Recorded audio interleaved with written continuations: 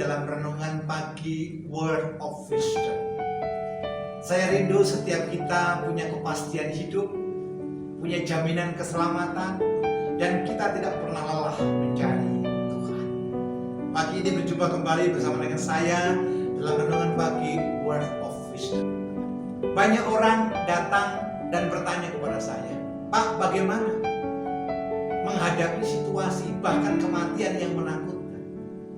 Saya mau katakan buat saudara, ada Tuhan yang penuh dengan kasih, yang senantiasa ada atas hidup kita. Ada Tuhan yang tidak pernah meninggalkan pekerjaan tangannya atas kita.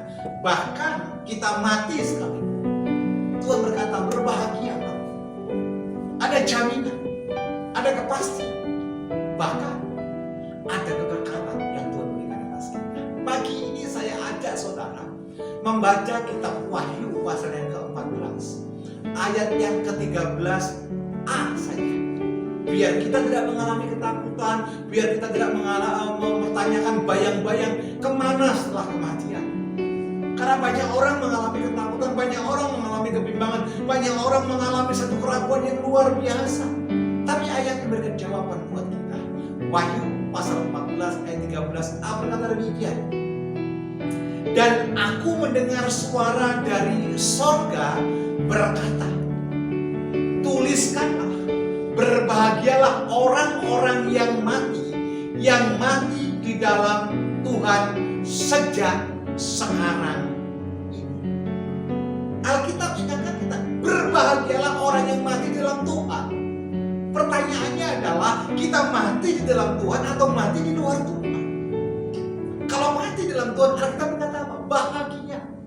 Kita mengalami hidup yang kekal. Kita tidak lagi menderita sakit, kita tidak mengalami lemah. Bahkan daging ini tidak akan dingin ketika ada di musim dingin. Enggak, semuanya diciptakan dengan penuh kemuliaan dan ada jaminan kebahagiaan bersama dengan Tuhan. Jangan pernah tinggalkan Tuhan. Tetap bergairah dalam Tuhan. Sebab jaminan itu hanya kita dapatkan di dalam Kristus Yesus Tuhan. Semakin kokoh dalam iman, semakin kokoh dalam pengharapan, semakin kuat dalam pelayanan. Terus tebarkan kebaikan, karena kita tidak tahu kapan kesudahannya. Tetapi kalau toh dipanggil Tuhan, Tuhan berkata, berbahagia. Mari kita berdoa. Bapa, di dalam nama Tuhan Yesus Kristus kami mengucap syukur kepadamu.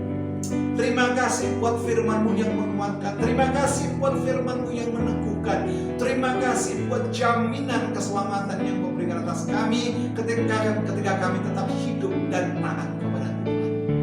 Materaikan firman-Mu atas hidup kami dan mampukan kami berlari untuk mencapai tujuan seperti yang Kau kehendaki untuk kami lakukan. Di dalam nama Tuhan Yesus Kristus kami berdoa dan mengucap syukur. Amin.